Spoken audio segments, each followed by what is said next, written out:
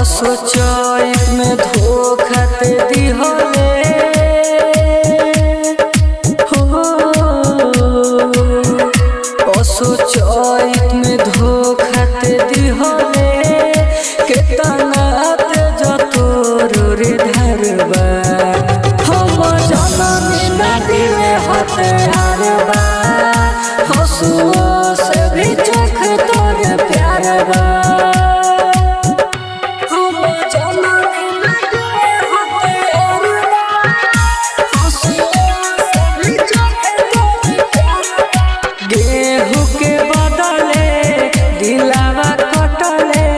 पता न चलल बड़े पापी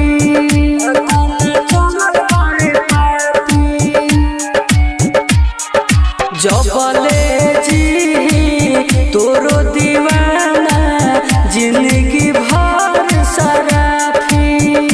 दिल चैत में चाल चिन्हाई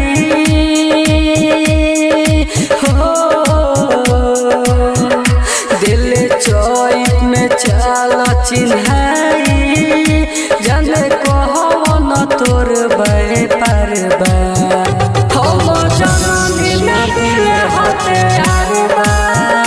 हसुओ से भी चोख तोर प्यारबा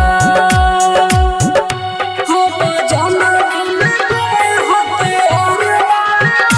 हसुओ से भी चोख तोर प्यारबा पागल बन के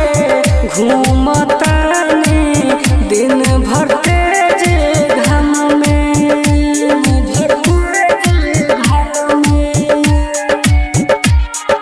गुडू गोलडेन अजित प्रेमी पड़ल बाटे बदनाम में जिंदगी से खेलत बाड़े तोरा हो, जिंदगी से खेलत बाड़े तोरा नियत में दहरबा